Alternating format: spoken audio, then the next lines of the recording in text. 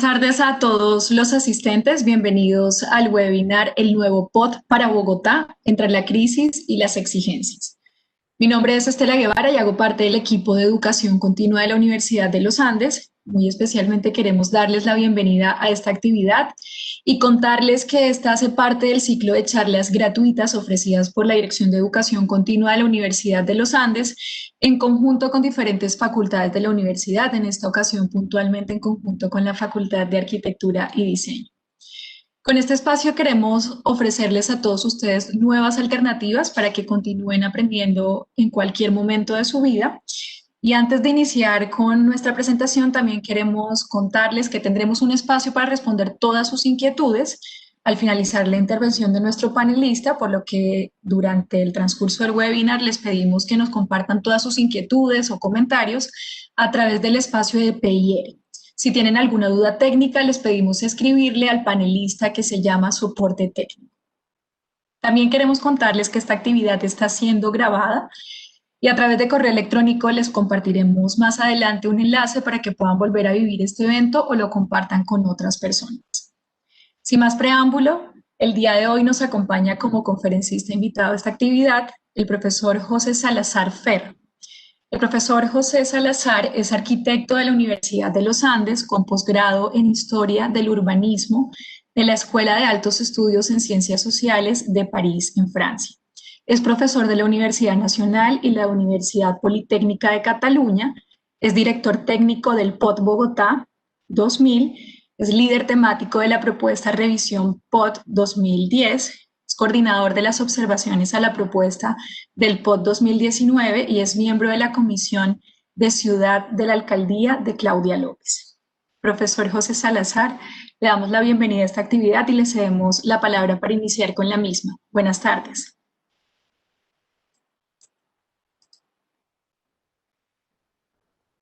Profesor José, tiene el micrófono apagado para que por favor lo active para iniciar con la actividad y también ya puede encender su cámara. Ya, creo que ya. Perfecto, lo vemos, sí señor. ¿Sí? Bienvenido. Bueno, muchas gracias. Muchas gracias a todos por estar aquí y por participar en esta actividad sobre el nuevo POT de Bogotá. Yo voy a empezar Ay, espérese. Sí. Ya, listo. Este es el título del curso y este es, digamos, como la introducción. Digamos que a mí me parece muy importante que podamos discutir sobre el POT de Bogotá y que el POT de Bogotá sea un documento producto de un proceso amplio de conocimiento y de participación, pues, por parte de la ciudadanía en general, pero evidentemente por parte de las personas que están directamente vinculadas a la actividad de planificación, de arquitectura, de diseño, de urbanismo, que va a ser muy importante que lo hagan, porque si no, volvemos a tener otra de estas, digamos, pequeños problemas o problemas grandes que hemos tenido en los POTs anteriores. ¿Qué es lo que pasa con este POT? Pues que este POT está marcado por una serie de hechos muy importantes que evidentemente, pues hoy en día, pues la pandemia pues marca más o menos todo y el COVID pues va a marcar una forma distinta de cómo hacer la ciudad. Pero yo quisiera resaltar que hay una serie de hechos antes de la misma pandemia que hacen que este POT tenga una enorme importancia y una enorme, digamos, significación para la ciudad. Yo voy a desarrollar estos 5 puntos en esta charlita pequeña, que después podrá ser ampliada, digamos, en el curso, y entonces mostrarles cómo hoy en día el POT tiene un lugar, pues digamos, diferente en la política distrital y en la política nacional. Y no es lo mismo lo que pasaba con el primer POT, del cual yo fui director, que fue en el año 2000, con el que pasa hoy en día, porque las cosas han cambiado radicalmente y porque el POT se ha vuelto un instrumento mucho más importante para la ciudadanía en general, para los arquitectos, para los urbanistas, que lo que era en ese momento. Hay otra serie de puntos que voy a desarrollar que muestran que este POT tiene digamos, un escenario en el cual desarrollarse que hace que sea un poco diferente a los otros. Primero, los cambios en la dinámica urbana, o sea, los cambios en la población, Lo segundo es la búsqueda de ese nuevo acuerdo social que yo creo que todos estamos de acuerdo, bien porque sea emitido por la alcaldesa actual, pero en que creemos todos que si no llegamos a un nuevo acuerdo de cómo es que se desarrolla la ciudad, pues la ciudad no va a poder funcionar y no va a poder, digamos, llegar a buen término en los próximos años. Hablaremos un poco de los cambios producidos por la pandemia, por el COVID, y luego, digamos, un poco el escenario internacional en el cual nos estamos desarrollando. Dejo esta última parte del escenario internacional, lo dejo al final, digo, porque me parece que es más, en este momento es muy importante reconocer qué es lo que está pasando aquí adentro para ver cómo nos conectamos con el exterior. Porque hablo de que hay un lugar para el POT en la política distrital, además de que ha habido 3 intentos. El primero de ellos casi no conocido, porque Samuel Moreno sí montó un equipo, digamos, en planeación distrital, pues no lo montó el alcalde, lo montó la directora de planeación, en ese momento María Camila Uribe, en el cual yo participé, y que produjo un proyecto de POT que llegó hasta las últimas instancias, realmente llegó hasta la aprobación por parte de la CAR y no se aprobó. Luego vino el POT de Petro, que digamos no se aprobó, pero que el alcalde lo puso en funcionamiento a través de un decreto, que después ese decreto fue derogado y que digamos pues quedó el POT sin validez, que fue en el año 2013. Y por último, el alcalde Enrique Peñalosa, que presentó un POT, pues una enorme elaboración durante muchos años, ese proceso de elaboración del POT, y que al final el Consejo de la Ciudad, que es el organismo que es el indicado porque está establecido para aprobar ese, ese, ese documento, pues lo rechazó. Eso demuestra algo, digamos, que es muy importante. Digamos que si ustedes se ponen hace 20 años, inclusive un poco más, a muy poca gente le importaba qué era el POT, qué era el plan de desarrollo. Yo me pongo a pensar, si ustedes le preguntan a los mayores, a los de mi edad, por ejemplo, cuál había en los años 70, 80 o 90, y nadie realmente tiene mucha idea de qué era lo que pasaba y por qué era importante ese POT y quién lo había aprobado.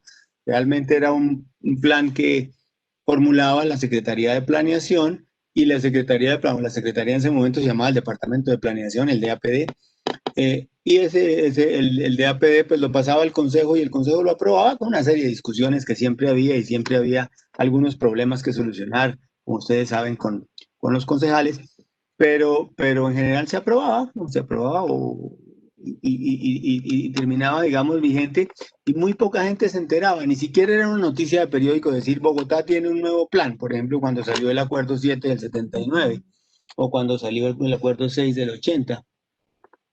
eh, no, nadie, ni siquiera fue una noticia de periódico. Entonces, pues es realmente lo que muestra que eso poco importaba. ¿A quién le importaba? Pues a las personas encargadas, o a las personas, digamos, vinculadas al negocio de la construcción, que es absolutamente lógico y que es absolutamente, ¿cómo diría? Pues legítimo, porque el POT de alguna manera le pone las reglas del juego a las personas que van a desarrollar construcciones en la ciudad, bien sean propietarios del terreno, bien sean promotores inmobiliarios, bien sean constructores, bien sean empresas vinculadas al negocio de la construcción, o bien sean los propios ciudadanos que quieren adquirir vivienda o que adquieren vivienda o que ven cómo sus barrios se van a transformar de una u otra manera. Entonces, en ese momento, pues básicamente era una discusión entre planeación, como decíamos nosotros, y el gremio encargado, digamos, de alguna manera de los constructores, que es el que es Camacol, y era una discusión, digamos, bastante eh, pues, larga y compleja y con acuerdos y desacuerdos, hasta que se llegaba, digamos, a un punto de más o menos acuerdo, o hasta que definitivamente se imponía un tipo de POT. Pero más allá de eso, nadie estaba muy interesado en eso. Sí ha pasado que después de esa forma de hacer POTS en los años 80, eh, pasáramos a una discusión tan fuerte como la que hubo el año pasado. Aquí tenía yo en la diapositiva anterior, si ustedes miran, decimos no al POT de Peñalosa, o sea, con un afiche y todo esto, o sea, que salieron a la calle las personas y los gremios y un grupo bastante importante, y el consejo mismo tuvo que hacer 3 o 4 sesiones, digamos, públicas, o como llamaban ellos, cabildos abiertos o debates abiertos, en los cuales se discutió el POT. Es porque el POT ya empezó a tener una importancia muy distinta. y el POT empezó a hacer algo mucho más definitivo. Fíjense que si ustedes miran las campañas de los alcaldes anteriores a Samuel Moreno, o sea, por ejemplo, Lucho Garzón, o por ejemplo, los alcaldes, digamos, anteriores, Pastrana o Juan Martín Caicedo, yo no me acuerdo quién más, Jaime Castro, pues todos estos diferentes alcaldes ni se les ocurría mencionar algo que se llamara el plan de desarrollo o el plan de ordenamiento de la ciudad. Eso no estaba en sus programas de gobierno, en sus programas de alcaldía. Eso no existía como tal. Mientras que para el caso de Peñalosa, y la discusión, digo el de Peñalosa, no estoy diciendo solamente como alcalde, sino en toda la campaña en la cual él salió electo, hubo una gran discusión sobre el POT, una discusión entre él y la que fue alcaldesa, digamos, elegida, que fue Claudia López, o anterior de eso, la que Peñalosa con el alcalde Petro. Es decir, toda una discusión y todos unos debates, y el hecho de que el Consejo se haya tomado el trabajo de discutirlo. Y si ustedes quieren, de hundirlo, porque eso es un trabajo. No quiere decir que cuántos planes y cuántos acuerdos pasan por el Consejo sin que ni siquiera los miren, lo que llaman a pupitrazo limpio. En este caso no fue a pupitrazo limpio, fue una discusión y esa discusión no resultó. Y entonces estamos hoy en las mismas condiciones en que estábamos en el año 2011, que era el momento en que se cumplían los 10 años del primer POT. Los POTs originalmente eran de 10 años, después se alargaron a 12 años, por lo que las alcaldesas, en vez de tener 3 años, tenían 4 años. Y entonces, pues ahora tenemos un POT de 12 años. Pero entonces, pues estamos, digamos, desde el 2012 con un POT vigente que es el POT del 2000, porque realmente tuvo una pequeña modificación en el 2003 y que fue aprobado por el decreto 190 del 2004, porque se hizo el texto refundido y entonces pues tenemos ese POT. Y sin embargo, todos estos intentos no han fructificado. Entonces, digamos que de alguna manera hay que preguntarse por qué no han fructificado y qué es lo que pasa, digamos, en cada una de los momentos en los cuales ya el POT no es un problema de discusión entre solamente los promotores inmobiliarios y los constructores y la administración, sino que intervienen los gremios, intervienen los ciudadanos, intervienen las acciones, digamos, de los barrios, las juntas comunales de los barrios, intervienen los comerciantes, intervienen los transportadores y los que están tratando de pensar en el transporte. Interviene muchísima más gente porque sabe que allí se está decidiendo de alguna manera la forma o la organización futura que puede tener la ciudad.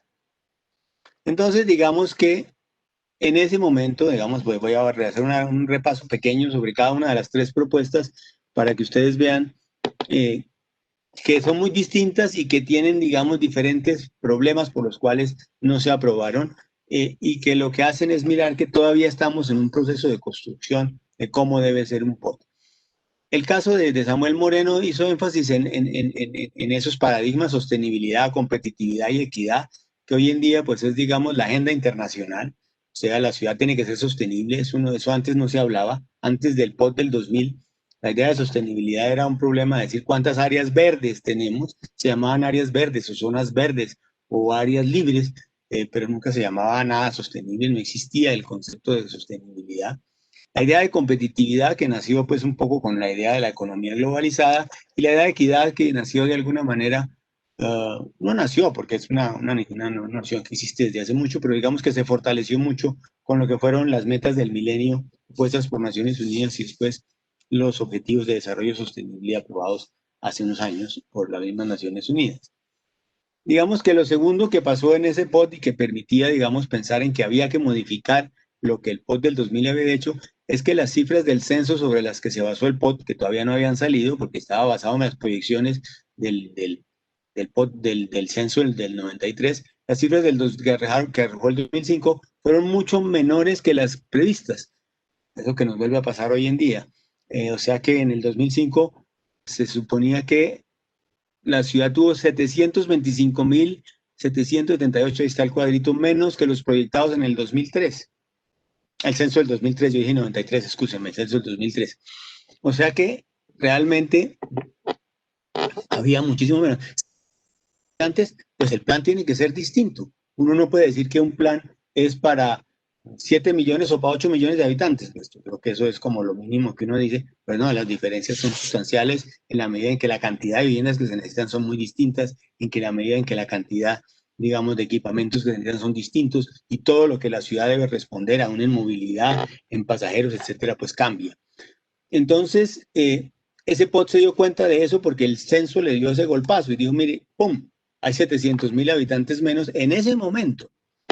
Lo que se volvió y se repitió en el censo del 2005, en el censo en el censo del 18, el censo actual, el censo, digamos, del año pasado, antepasado, que volvió a decir que hay 700.000 habitantes menos. O sea que el DANE cometió la misma, digamos, dificultad el mismo error en sus predicciones, de decir, la ciudad va a tener tantos habitantes y resulta que tuvo 700.000 menos y ahora volvimos a pasar a lo mismo y volvió a tener 700.000 menos, lo cual, digamos, muestra que hay que tener ciertas desconfianzas y ciertas flexibilidades en un plan como estos, porque todavía no tenemos una predicción de población que sea suficientemente precisa. Hay otros temas, digamos, que fueron muy importantes, la idea del expediente urbano, la idea del cobro por edificabilidad, que después fue tan importante en la siguiente propuesta, que es la del POT, la explico allí, en la del POT de Petro, y la idea de la flexibilidad normativa en la medida en que pues, el POT se ha identificado siempre con normas, y eso pues es uno de los primeros problemas que tiene, y unas grandes discusiones que habrá que tener ahora, si el POT sus resultados son normas o sus resultados son proyectos. En el mundo entero las normas son mucho menos importantes que aquí. Aquí parece que lo único que importa son las normas y en eso, digamos, tenemos que tener muchísimo más cuidado. Esa es por lo menos esta primera propuesta que llegó, como digo, hasta las instancias de la CAR y en la CAR fue rechazada por motivos un poco difíciles de explicar acá, pues no son motivos tan claros y entonces pues mejor dejamos así y pasamos a la siguiente. La propuesta de Petro, que llegó a hablarse de que era el mejor POT de Sudamérica, yo me acuerdo que se dijo que era un gran POT, y que propuso algo completamente distinto. Fíjense, propuso renovar el centro urbano, que llamaba expandido, o sea, todo lo que está ahí en el plano coloreado con amarillo o con, no sé qué colorcito será ese, como un rosado o un beige, digamos, que toda esa área debía incrementar su densidad. Toda esa área debía poder permitir que la gente pudiera vivir con mayores densidades y que por lo tanto se pudiera incrementar la edificabilidad. O sea, la edificabilidad quiere decir que si yo puedo hacer 5 pisos en una zona, pues ahora puedo hacer 10. Y lo que la ciudad estaba pretendiendo, en el caso de Petro, era decir, yo le dejo hacer 5 pisos, pero también le puedo dejar hacer 10 si usted me paga. O sea, lo que estoy hablando es cobrar por ese extra que la ciudad pone. ¿Qué es lo que pasa con ese extra? Pues que ese extra que el promotor puede tener, pues significa más carros, significa más gente, significa tener más equipamientos, significa tener mejores redes, significa una cantidad de cosas de manera que la ciudad recibe unos recursos para poder mejorar ese tipo de infraestructuras y de dotaciones, cosa que no ha sucedido. La ciudad ha recibido algunos de esos recursos por parte de la edificabilidad y lo que se suele llamar, digamos, el urbanismo, digamos, del Excel, es decir, el urbanismo dedicado a que lo importante no es lo que queda, sino lo importante es que usted me pueda pagar para yo poder tener recursos para poder utilizarlos en otras cosas, como por ejemplo la vivienda social o el espacio público, o los equipamientos o lo que yo creo. Entonces, ese POT hizo que, por ejemplo, estas cosas aparecieran, ¿cierto? Ahí tienen ustedes el edificio este gigantesco, espero que lo estén viendo, porque yo lo tengo como tapado. Pero que son esas especies como de ponques, porque son edificios que se van retrocediendo a medida que la altura es mayor, pero en lotes relativamente pequeños que no dejan área libre en la parte baja y que, digamos, surgen como la posibilidad de decir, bueno, yo le pago a usted que me deje hacer 10 pisos más o que me deje hacer 5 pisos más. Empiezan a aparecer esas cosas en todas partes de la ciudad y que yo creo que van a tener efectos muy nocivos sobre lo que va a ser el desarrollo futuro. El POT presentado hace 2 años o hace un año realmente por el alcalde Peñalosa fue un POT que se consideraba uno de los mejores POTs para la ciudad. Peñalosa decía que es el mejor POT posible de la ciudad elaborado durante 4 años y que propuso, además de grandes proyectos de vivienda y del metro, que todo el mundo ya lo conoce, digamos, y que espero que todo el mundo haya sabido cómo es que es el metro, pues propuso varias cosas que fueron muy discutidas. En primer lugar, un incremento enorme del suelo disponible para nuevos negocios de construcción. El POT hizo sus propias proyecciones de población hizo sus propias, digamos, cálculos y pues pensó que lo mejor era que la gente pudiera ubicarse en la ciudad y no se fuera hacia la sabana. Entonces hizo unas densificaciones muchísimo mayores. Y entonces hizo un poco en la misma dirección del de Petro, un aumento enorme de la edificabilidad y un aumento enorme de las áreas que se podían renovar, de manera que prácticamente 9.000 hectáreas, como está puesto allí, de renovación urbana, más otros tratamientos de consolidación con cambio de patrón, etcétera, de manera que se podría realmente transformar completamente la ciudad. Casi no quedaba nada, aparte de las áreas de conservación y unas pocas áreas, digamos, en el resto del territorio, pues básicamente todo era objeto de nuevos negocios de construcción. Se eliminó la permanencia de los equipamientos que la ciudad había logrado tener en los últimos 50, casi 60 años, de decir, pues los equipamientos como los colegios, como las zonas, digamos, de actividades de salud, etcétera, etcétera, pues no se pueden cambiar de uso. Porque la ciudad estaba pensando, por ejemplo, en el caso de los colegios, pues que era un poco muy nocivo lo que estaba pasando hace 60 años, fíjense, 40, 50, 60 años, y era que los colegios estaban yendo al norte y los niños estaban empezando a viajar 1 hora desde su casa hasta el colegio. Eso es una cosa completamente irracional en cualquier ciudad del mundo. No hay ninguna ciudad en el mundo en que este tipo de cosas pasen. No, mentiras. Yo no puedo hablar de que no hay ninguna, es posible que las haya, pero en general no las hay. Es decir, los colegios son algo fundamental porque esté cerca. Muchos niños deben ir a pie a su colegio. Y no estoy hablando solo de los de ingresos bajos, de los ingresos altos, como pasa en los Estados Unidos, como pasa en Francia, como pasa en España, como pasa en muchos de los países, digamos, desarrollados.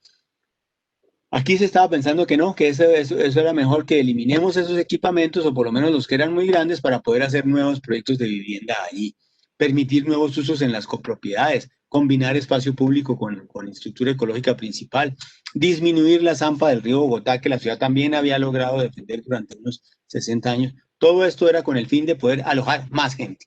Y el POT tenía previsto que podía alojar hasta 5 millones de habitantes adicionales a los 7.700.000 que la ciudad tenía en ese momento. Bueno, el POT partió de unos 820.000, que era lo que en ese momento se suponía que estaba proyectado, pero realmente eran 7,5 millones, y podría alojar 5 más, es decir, que podría de alguna manera permitir la construcción de nuevos negocios de construcción, para llegar hasta la producción de 5 millones de habitantes. O sea, podrían ser más de 1 millón de viviendas. Entonces, yo creo que esas tres propuestas de cambios de post le muestran a ustedes que el problema pues es complicado, que estamos hablando de muchísimas cosas, que estamos hablando de cómo va a transformarse la ciudad y de cómo muchos de los barrios en los que ustedes viven se van a transformar si no hay una concertación, si no hay una forma y si no hay y ojalá se transformen, pero en buen sentido y no simplemente porque la ciudad así lo requiere. Digamos que hay otros temas, digamos, que son muy importantes. Espérense, estoy yo esto de aquí porque si no, no puedo leer. Ya, bueno, ¿qué es, digamos, otro de los temas gruesos que ha pasado? Hay cambios en la dinámica urbana, claro. Ustedes vieron en la diapositiva que yo puse anteriormente, que era la diapositiva en el caso de Samuel Moreno, cómo se ha bajado la tasa de crecimiento. Bogotá llegó a tener la tasa de crecimiento más alta del mundo en el periodo 54, 63, 53, 64, ya no me acuerdo exactamente de las fechas, pero 50 y pico a 60 y pico, tuvo una tasa más alta del mundo. Y cuando se hizo fase 2, que fue en el año 70, que todavía estaba el censo del 64, digamos, operando, pues se suponía que la ciudad iba a llegar a tener hasta 12 millones de habitantes en el año 90. 12 millones de habitantes. Entonces era una ciudad a un crecimiento gigante. Pero ese crecimiento, como todo lo que pasa en Colombia, casi como subimos a una velocidad enorme, bajamos también a una velocidad enorme el crecimiento de las ciudades. Y resulta que el crecimiento fue muchísimo menor, lo cual nos dejó pues una ciudad, si ustedes quieren, más manejable. Si nosotros tuviéramos ahorita una ciudad de 12 millones de habitantes o de 13 millones de habitantes, pues estaríamos, o 15 o 20 millones de habitantes, pues estaríamos bastante desbordados. la verdad es que la ciudad ha crecido mucho menos y ese menor crecimiento de la población pues hace que los problemas sean más fácilmente solucionables. Entonces es posible, por ejemplo, Bogotá ya tiene casi un 100% de cubrimiento en acueducto, casi un 100% de cubrimiento en alcantarillado, no 100%, pero casi, y en aguas lluvias, y tiene un bloque de equipamiento supremamente sólido que bien no, pues, no es el 100%, pero que digamos allí tiene cifras bastante poderosas, que en el caso en que más tenemos problemas es el de la vivienda. No hemos logrado tener una producción de vivienda suficientemente fuerte como para poder evitar la vivienda informal y como para poder evitar todos estos millones de habitantes que se están yendo hacia la sabana. Entonces, ¿qué es lo que ha pasado? Fíjense aquí unas tablas que les quiero mostrar. Así ya. ¿Cómo ha bajado el tamaño del hogar, por ejemplo? ¿Sí? Que si ustedes estaban en el año 2001 tenía tres personas por hogar, 3.1 y ahora tenemos 2.1. Que si tenemos, a ver aquí si yo logro quitar esto, que si tenemos unas personas de crecimiento, las tasas de crecimiento de personas era pasábamos de tener una tasa del 1.8 a una tasa cercana al 1.2. Que si tenemos el número de personas por hogar, pasamos de 3.8 a 3. Que si tenemos el número de personas por localidad, pues obviamente vamos a encontrar que es en las localidades pues de las zonas más acomodadas donde los hogares han disminuido más rápidamente, pero lo que es muy significativo es que también en los hogares populares la tasa ha disminuido enormemente. Miren ustedes estas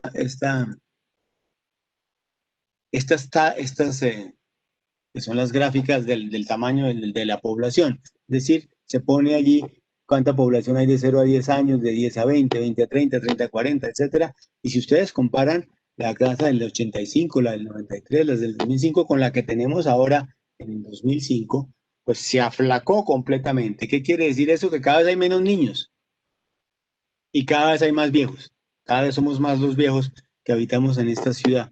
La población de Bogotá se ha envejecido de una manera brutal, ¿sí? Y eso implica cambios, pero radicales, cambios en el tipo de equipamientos que tenemos que hacer, cambios en el tipo de espacios de recreación que tenemos que lograr, en el tipo del espacio público, en la forma como ese se organiza. Fíjense, ahí está el ejemplo, en menos colegios, más centros para ancianos. Cambios en la salud, hay menos problemas que afectan directamente a los niños.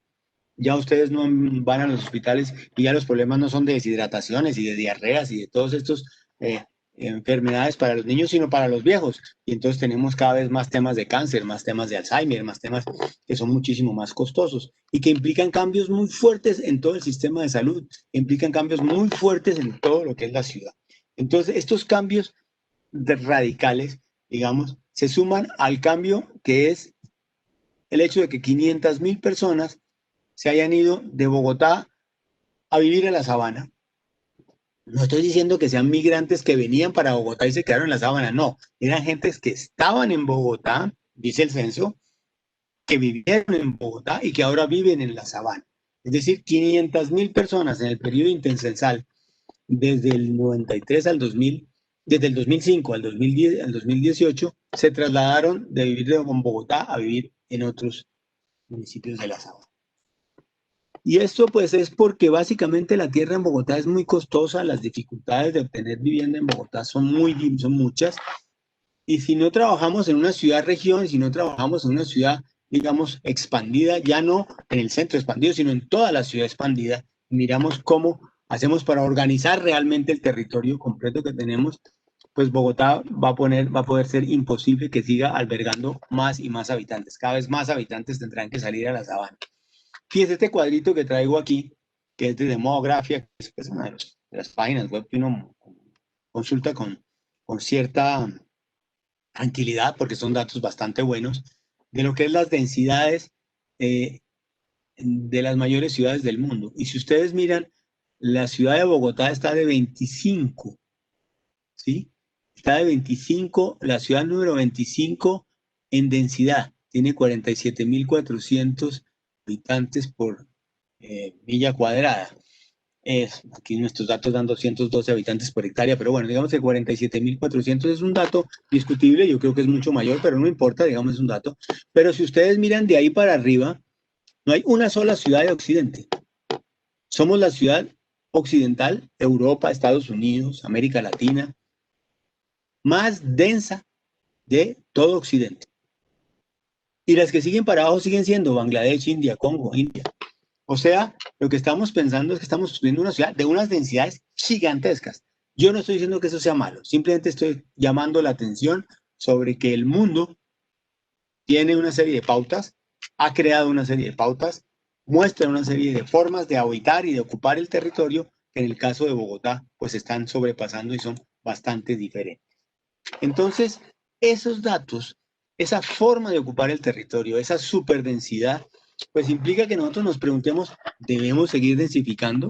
¿Es posible que estas propuestas que tenían tanto la administración Petro como la administración Peñalosa de aumentar la edificabilidad para tener todavía más habitantes es conveniente? No es una superación tremenda, y eso pues es tema, yo diría, discutible. No es bueno ni malo, es discutible, y eso es, digamos, lo que tendríamos que entrar a discutir en el curso sobre el POT. Muy bien.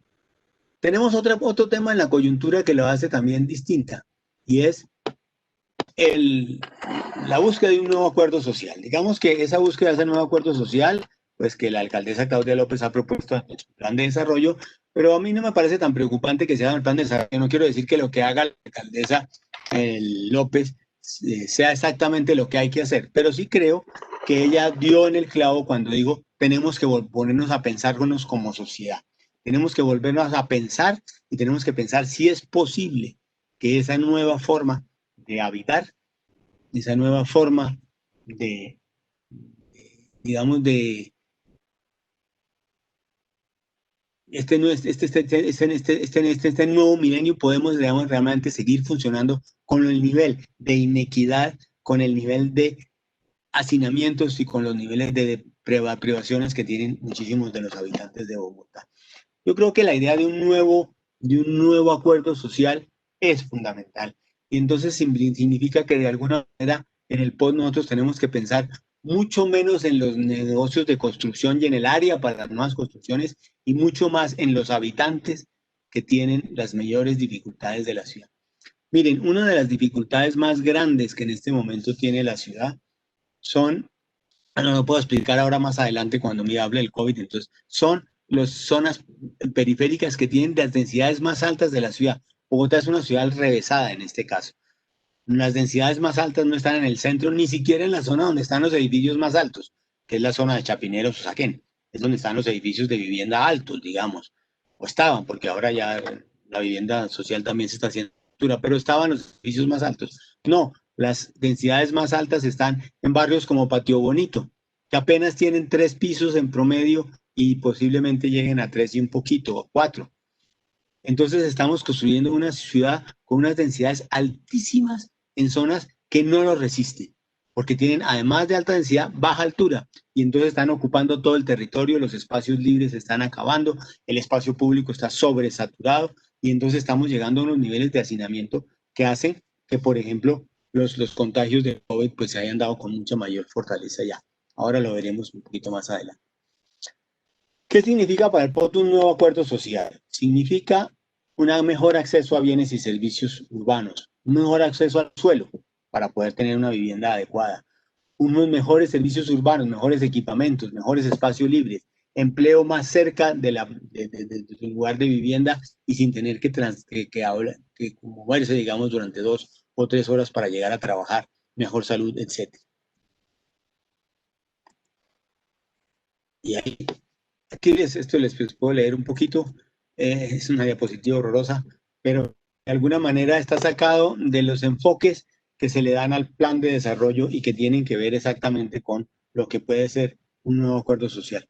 Un enfoque territorial que parte de la comprensión del territorio como construcción social, en todos los aspectos benéficos, la acción de gobierno más integral, pero que implica una planeación del territorio en los distintos niveles local, distrital y regional.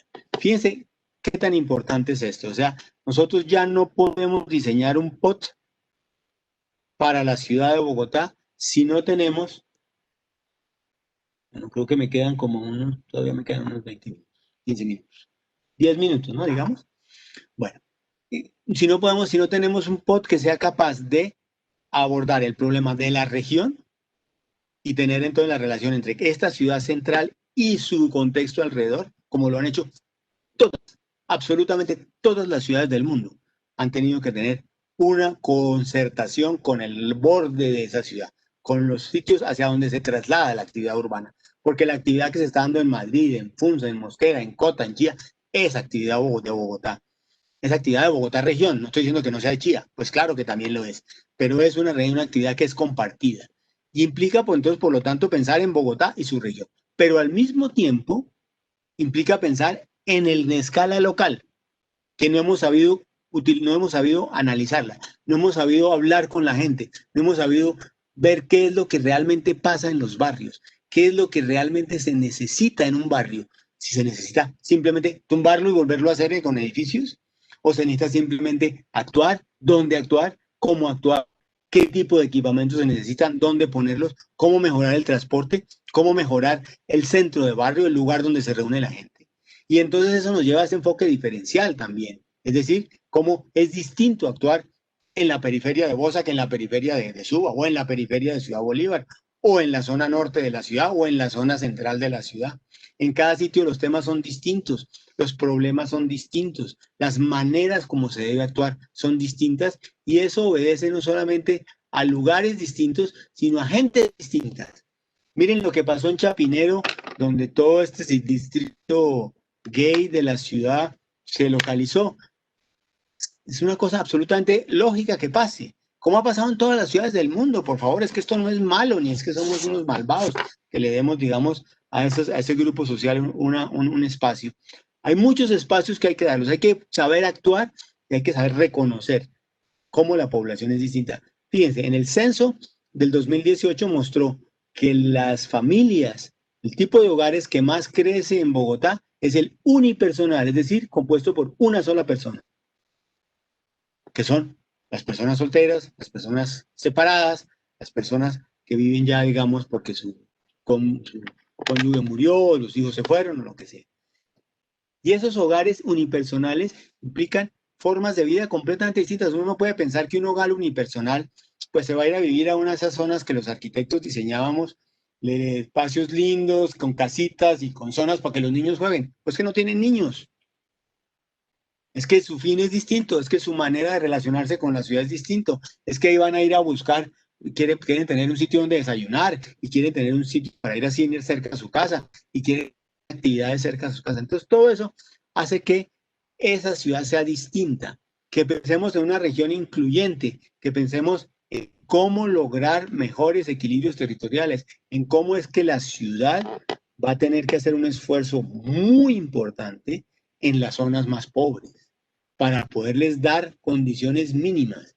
Y en la región también, porque si quieren la región, el primer punto para armar una región es cerrar brechas. El primer punto para armar una región es que sea lo mismo para una persona vivir en Bogotá que vivir en Faca o que vivir en Madrid o que vivir en Cota, porque así es que yo puedo distribuir y organizar un territorio de manera lo más adecuada posible. Entonces tengo que cerrar esas brechas. Y eso me parece que es fundamental. Entonces, de este punto, pues digamos, lo que yo quería dejar claro es que hay, y voy a pasar a esta diapositiva última y después me devuelvo, hay elementos que hacen que sean totalmente distintas los espacios y las maneras como, digamos, tenemos que actuar en la ciudad. Y estos tres paradigmas internacionales que también nos hacen pensar de una manera totalmente distinta. La idea de sostenibilidad no la voy a repetir porque yo creo que ya todo el mundo se ha enterado del tema desde la Cumbre de la Tierra del 92, de la Agenda 21 y de los Objetivos de Desarrollo Sostenible de Naciones Unidas, pues hacen que nosotros no podamos pensar en una ciudad que no sea sostenible.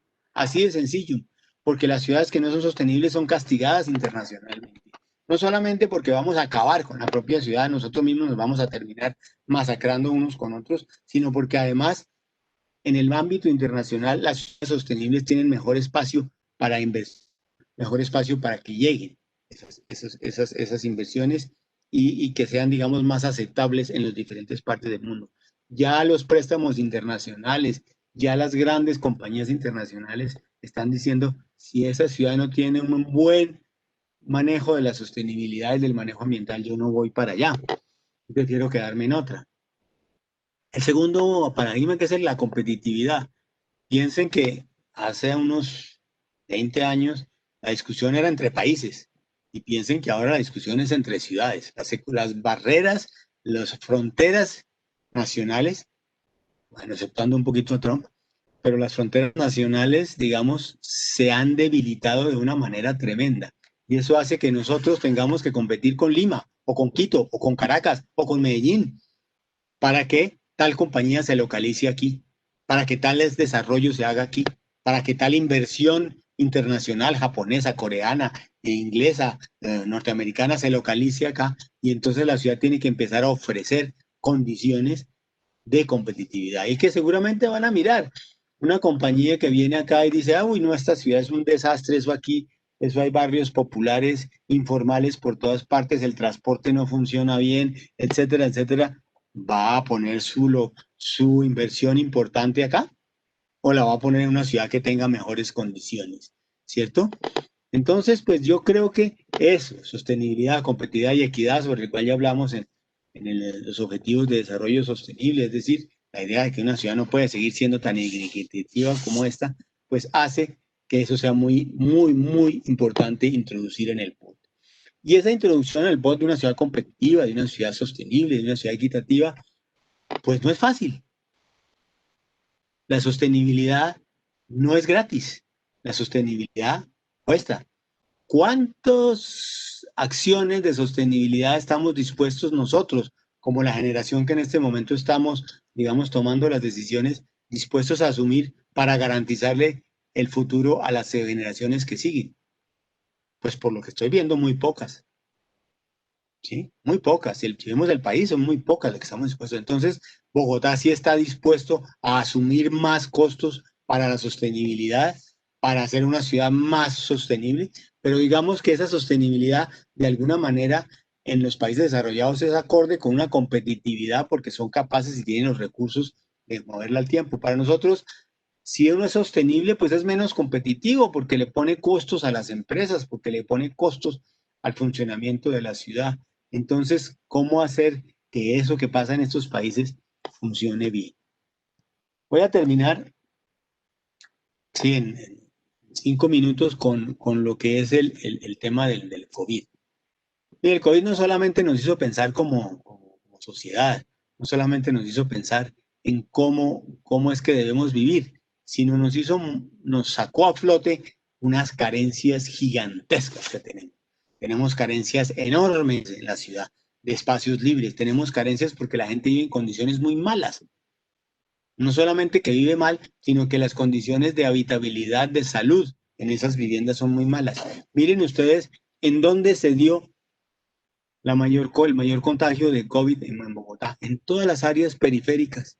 Claro, aquí está Cosaquén, y entonces cogen zonas, digamos, de altos ingresos y zonas de bajos ingresos, pero realmente ahí lo que suma, lo mismo que suba, lo que suman son las zonas de bajos ingresos, lo que suma es Engativá, Kennedy, Bosa y Ciudad Bolívar, digamos, de alguna manera. Son las áreas más que más se han densificado, porque el problema en la ciudad es que nosotros dejamos de construir barrios piratas, o por lo menos construimos menos barrios piratas, aunque los hay, todos esos tierreros de ahora son tremendos, pero cada familia que tenía un lotecito lo multiplicó por 4 y terminó haciendo un edificio de 3 o de 4 pisos en su lote. Y ese edificio de 3 o 4 pisos acabó con el jardín, acabó con las áreas libres y acabó con todo y se vive en condiciones muy precarias. Y entonces el equipamiento que teníamos para el barrio fulanito, para el barrio Patio Bonito, pues ahora tiene que atender 2 o 3 veces más población y entonces no lo tenemos y ya no tenemos dónde hacerlo. Tenemos enormes dificultades de conseguir el suelo para poder hacer esos equipamientos. Que sea una solución dejar que los equipamientos crezcan en altura, pues sí, claro que es una solución, pero no es la solución. Necesitamos a poder volver a construir viviendas salubres, viviendas sanas, viviendas donde la gente pueda vivir de alguna manera. Entonces yo creo que Fíjense este plano, y miren este plano a la izquierda de densidad. Esto es 2010, es un plano viejo, de la época en que hicimos, digamos, la propuesta de POT, del 2011. Cómo las áreas de alta densidad coinciden exactamente con las áreas donde se ha dado el COVID. ¿Sí? Y es que es una alta densidad mala, no es una alta densidad la que se da en Chapinero y en Usaquén y en la zona, digamos, Chicó de altos ingresos, aunque ahí los edificios son más altos, porque ahí no está la mayor densidad está en bajas alturas y en enormes índices de hacinamiento. Entonces, ¿qué hacer? ¿Cómo vamos a hacer para que nosotros podamos atender esas áreas y le demos al POT el énfasis en atender esas áreas en que necesitamos trabajar con las comunidades, trabajar directamente en los sitios, producir soluciones que no son soluciones macro, no son solo el metro, no es solamente, digamos, movilidad, no es solamente una estructura ecológica principal, son acciones concretas y específicas en cada uno de los barrios. Entonces, todo esto lo que me hace pensar es que estamos ante una coyuntura muy especial en que se juntaron, como vieron ustedes, pues la pandemia, los paradigmas internacionales y una coyuntura bogotana muy particular que hace que el POT tenga que asumir una serie de responsabilidades muy altas, lo que hace que ese diseño haya que hacerlo de una manera muy consciente, muy consciente. Entonces, lo que estamos proponiendo es trabajar sobre cómo se ha construido una forma de planificar la ciudad y cómo esa forma de planificar la ciudad es necesario entenderla para no repetir los errores y para entender cuáles son sus grandes valores, cuál es el espacio que tiene. Uno no le puede pedir a un POT todo. Uno no le puede pedir al POT, oye, arrégleme esta sociedad porque está mala, entonces mejoremos los ingresos de los pobres. Eso no lo puede hacer el POT. ¿Qué es lo que puede hacer el POT? Eso es lo que hay que preguntarse en esas condiciones específicas de ciudad. Muchas gracias. Entonces ahora creo que pasamos a las preguntas, ¿no?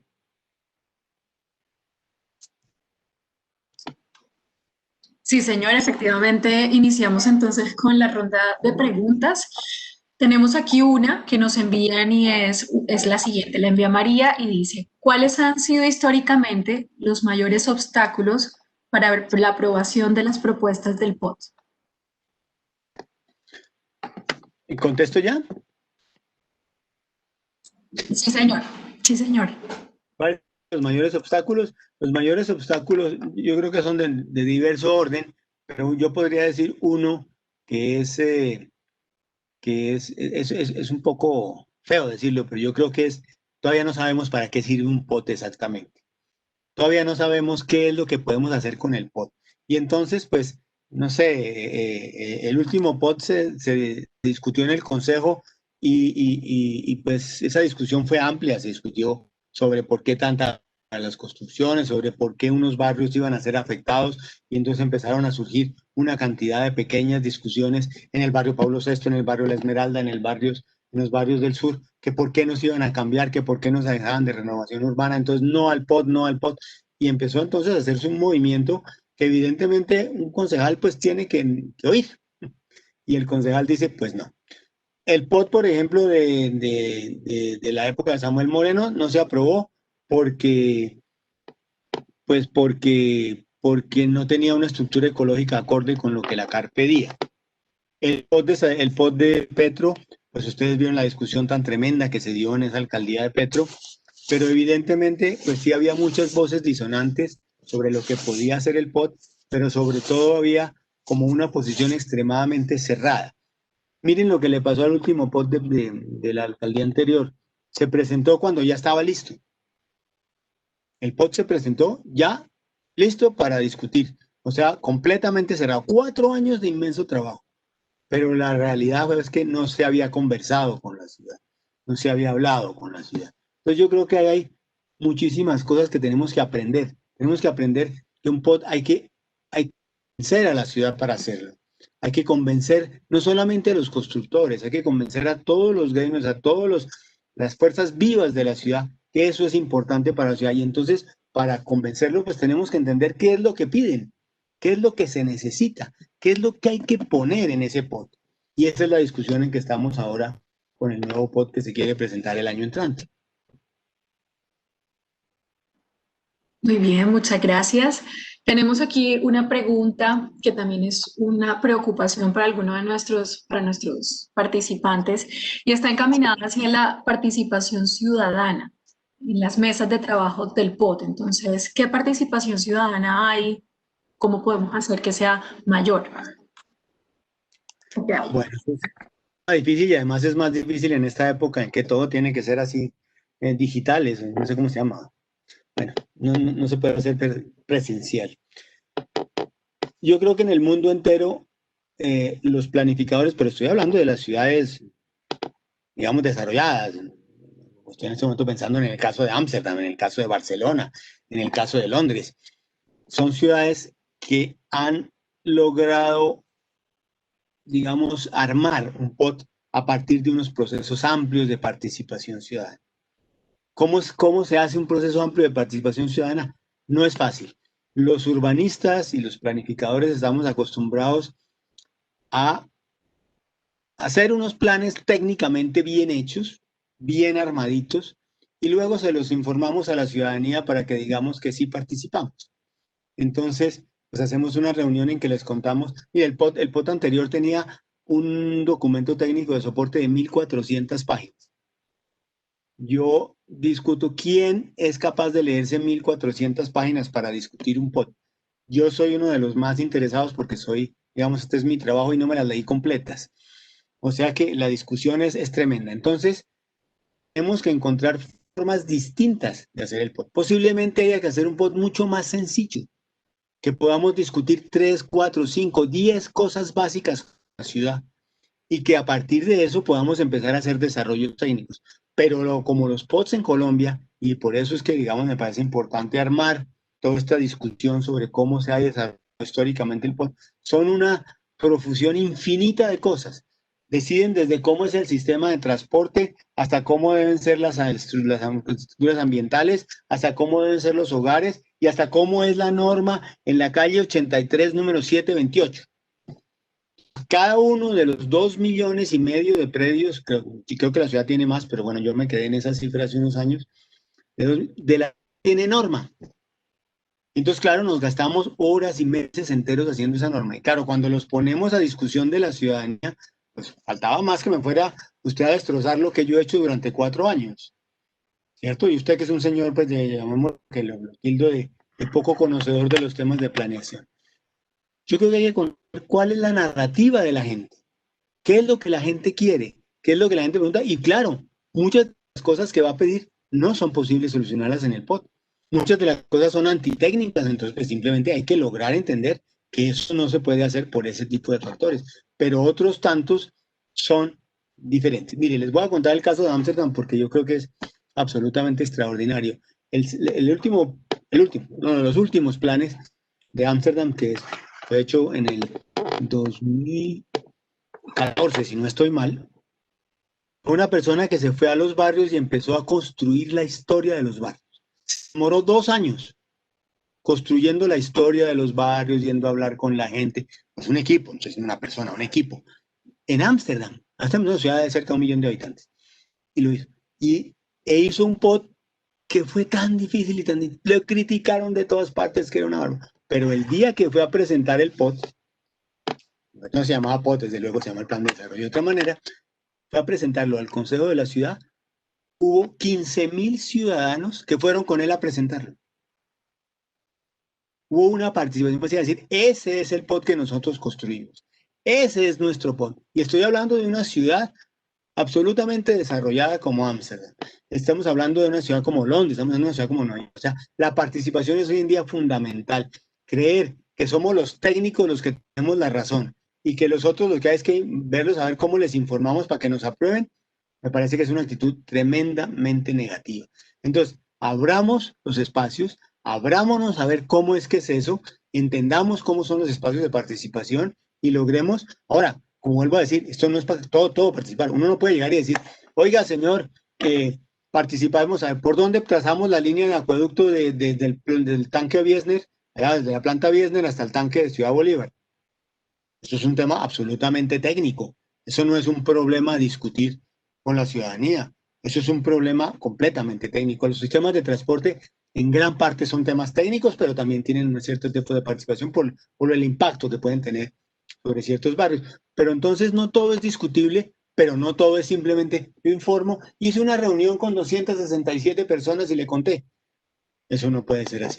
Entonces yo creo que sí tenemos que resituar la participación ciudadana, reentenderla y darle una medida quizás no muy amplia, quizás sea una cosa relativamente humilde al comienzo, una cosa relativamente limitada al comienzo, pero empecemos a crear esos espacios de participación ciudadana.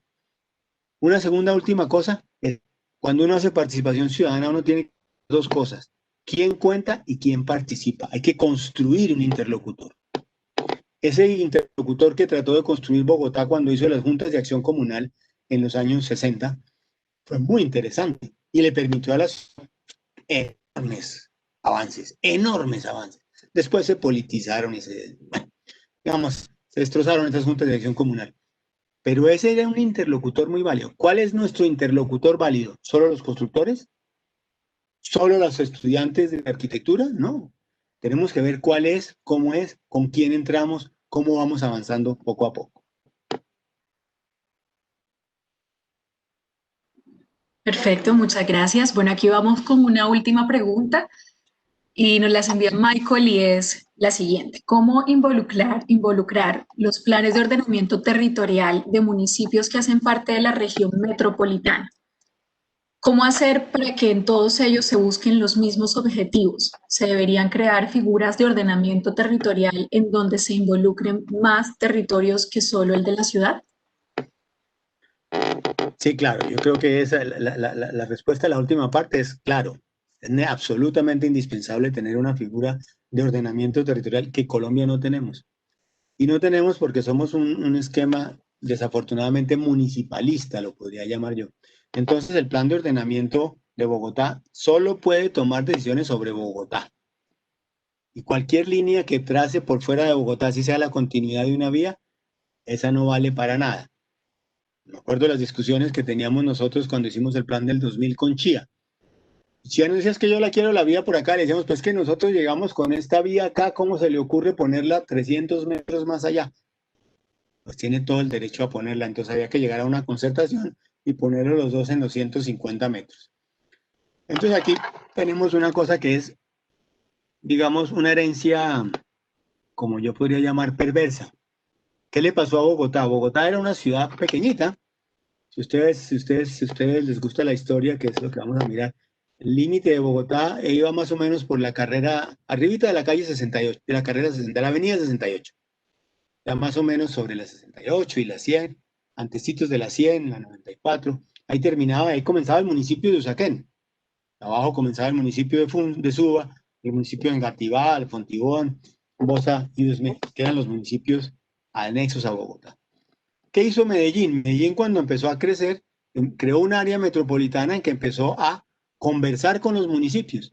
Y hoy en día el municipio de Bello o el municipio, ahí tenía problemas con Envigado, con Itagüí, con La Estrella, con no sé qué, pues tienen unos niveles de conversación que son, pues digamos, relativamente fáciles. O sea, Medellín sigue siendo la ciudad principal, pero Bello ya tiene un mojonón de habitantes y tiene la industria y tiene una cantidad de cosas que tiene una conversación posible con Medellín. En el caso de Bogotá, pues de la dictadura de Rojas que dijo, suprímanse los municipios y vuélvase a Bogotá gigantesco.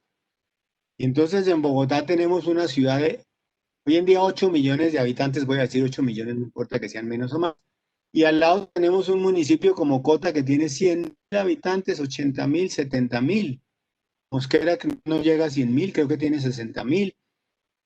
¿Cómo hacemos para discutir entre una ciudad de 8 millones de habitantes y un municipio de 60.000 o de 70.000? Dificilísimo, porque obviamente no puede decir, somos iguales, esas cosas que dicen los políticos. No, no somos iguales. Pero tampoco podemos decir es que yo lo aplasto a usted, como ha sido la tradición en Bogotá. Bogotá decide y después va y le dice al municipio de Mosquera que yo aquí voy a hacer una ciudad río gigantesca y entonces usted me tiene que aprobar esa ciudad río. Pues el señor de Mosquera le dice, no, no se lo apruebo y listo, no se pudo hacer. Entonces estamos en un proceso que se llama concertación. Tenemos que empezar a entender cómo logramos como dicen esas frases bonitas que hay que decir siempre, el gana-gana. ¿Cómo hacemos que el municipio entienda que va a ganar asociándose con Bogotá? Porque va a poder usar mejor sus servicios, porque va a poder usar ciertas cosas que Bogotá tiene, y cómo hacer para que Bogotá entienda que al ampliarse sobre ese territorio va a ganar también en menos congestión, en posibilidad de localizar las áreas de vivienda social de otra manera, en una política de vivienda regional, en formas de funcionamiento y de producción distintas. Porque desde luego ni a la economía ni a la gente le interesa, o sea, que Tocancipá esté en Tocancipá o la planta de Bavaria esté en Tocancipá, a la economía no le importa, eso se llama Bogotá. Es la planta que tienen ahí los cerveceros en Bogotá. Y eso no le mueve un dedo para nada. ¿Por qué se fue Bavaria de Bogotá y se fue para Tocancipá? Eso es lo que hay que preguntarse y eso es lo que hay que discutir y eso es lo que espacios que hay que abrir.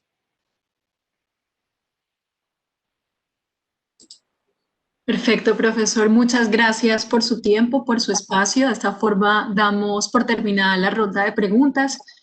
No sin antes agradecerle a todos los participantes por compartirnos todas sus inquietudes. No pudimos resolverlas todas, así que les pedimos que a través de correo electrónico nos compartan las preguntas que quedaron pendientes para de esa forma compartirlas con el profesor. Claro. Profesor, muchas gracias a usted por este espacio, por su intervención. Sabemos que ha sido valiosa para las personas que nos acompañan. Muchas gracias. Bueno, gracias a ustedes. Perfecto. Bueno, antes de cerrar esta actividad, queremos invitarlos muy especialmente a todos ustedes a conocer y participar en el curso que estamos promocionando en este momento en Educación Continua. Es el curso virtual Nuevo POT en Bogotá, retos y desafíos para su formulación, que lo dictará el profesor José Salazar del 17 de noviembre al 10 de diciembre de este año. A través del chat les vamos a compartir el enlace para que tengan la oportunidad y la posibilidad de conocer más sobre el mismo. Antes de irnos, también queremos contarles que por el chat les vamos a compartir dos enlaces. Un primer enlace es una encuesta muy corta que les pedimos diligenciar para que nos cuenten allí cómo les fue en esta actividad. Para nosotros es muy importante poder conocer su opinión sobre la misma. Y el segundo enlace es el enlace de la página de contenidos digitales de Educación Continua, donde van a poder conocer otras actividades como esta que tenemos programadas. Profesor, si quiere pasamos a la siguiente diapositiva para contarles un poco sobre las actividades que tenemos programadas. Muchas gracias. Por ejemplo, mañana miércoles a las 5:30 de la tarde tendremos la actividad Desarrollo Urbano orientado al transporte, DOT y COVID-19.